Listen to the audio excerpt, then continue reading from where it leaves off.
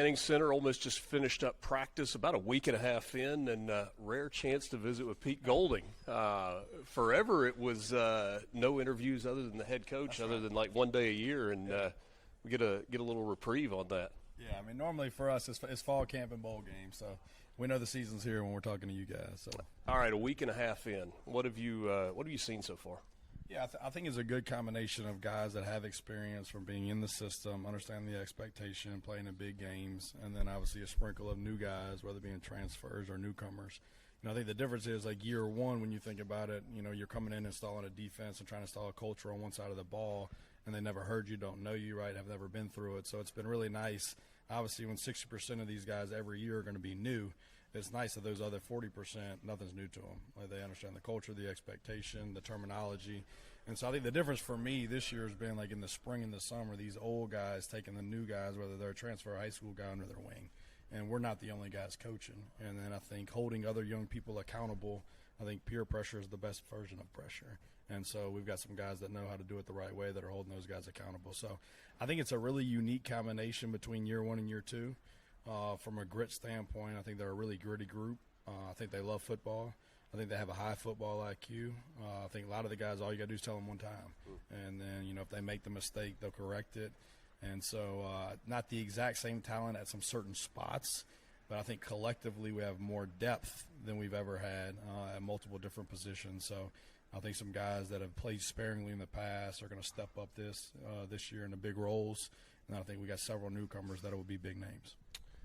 You may not remember this. A couple of years ago, Chris Doring and I did the spring game, and we had a visit with you, and I walked out of there, and I didn't say anything. I was like, I don't know half of what he was talking about.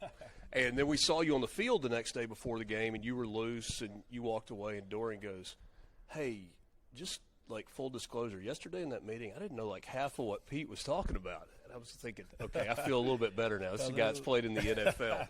I say that to say, how complex is the defensive system, or how complex is your defensive philosophy? Yeah, I mean, I think, obviously we teach holistically first, meaning like the big piece of it, and this is what we're trying to accomplish, right? Like there's strengths and weaknesses of every coverage and every front, and I think it's really important as a player to understand, all right, what is this designed to take away, right, and where's my help?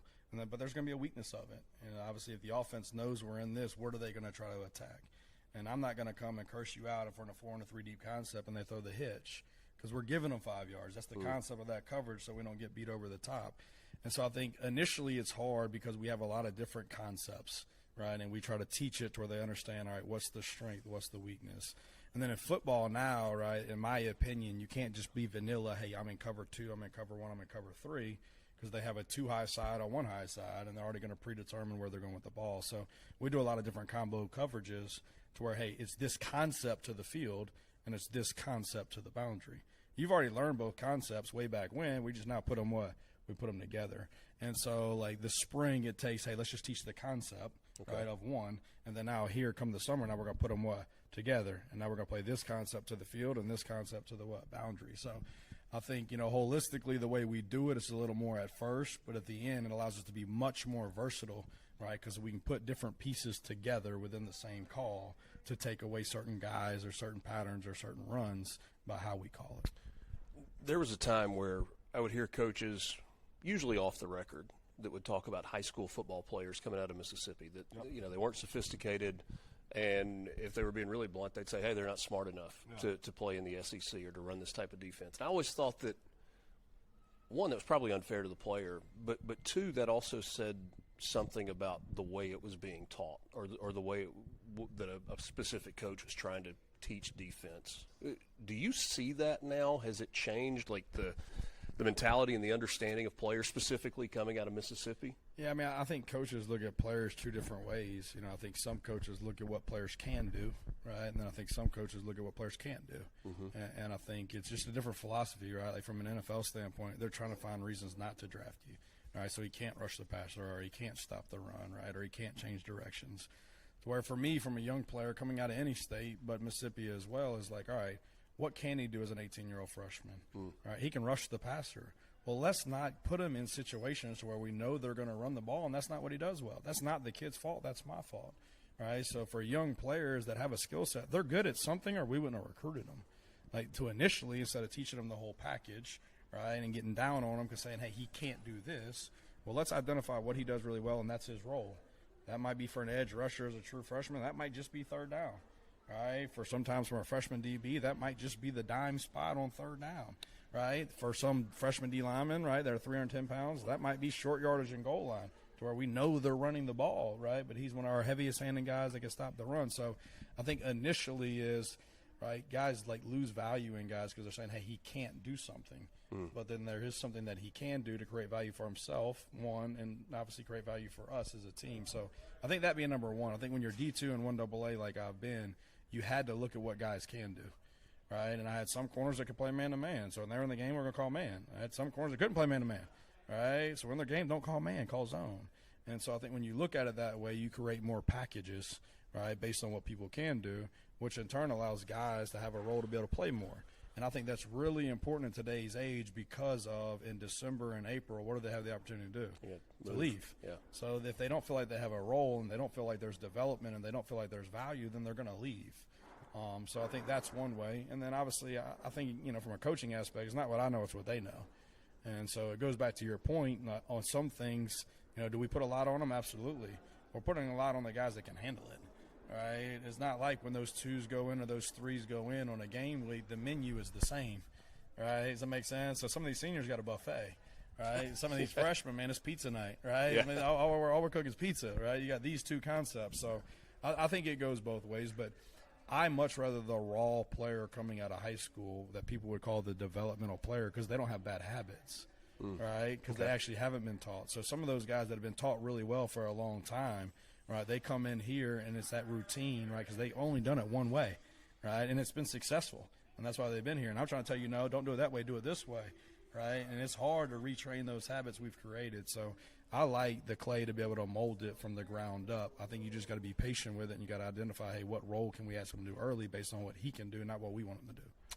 So many times in football, you think about matchups, and that's an offensive philosophy, right? You're trying to get your best player the ball. You told me a couple of years ago that you look for matchups with your best defensive player, or maybe a couple of guys on the defensive side. Can you explain how that works a little bit more? And I guess specifically, I'm kind of thinking about Centurion with his skill set and his ability to line up in different places and do different things. Maybe there are other guys that fall into that category as well. Right. I mean, I think we've all heard it through coaching, and like it's players over plays, right? Like most of the time, the better players, right, win over good plays. I don't care how good your play is. If you don't have good people running it, probably it's not going to work. So, like for us, from a defensive standpoint, like that goes a lot into a third down, right? Like where do we want to create the one-on-one, and we want to put our best guy on their worst guy. Obviously, there's ways to dictate protections and all those type of things, but we're talking about guys winning one-on-ones. So that happens a lot for us on third down. And then, like you said, from a matchup coverage standpoint, like if you watch a lot of games last year, all right, I'm going to put Trey on one side and say, hey, Trey, go make your money. Right? Well, the other guy ain't real good. And right? he did. Does that make sense? And then we're going to go double this guy in and out, high, low, however we want to do it. But I think it's really important understanding from a coach, all right, what guys do we have and what do they do well? All right, how do we match up versus a team we're playing this week? And all that is week to week.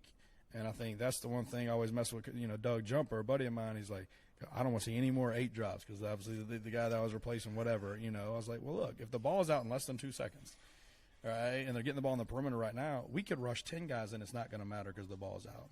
So that changes week to week based on what people do and how we need to defend it. I look at that no differently than matchups.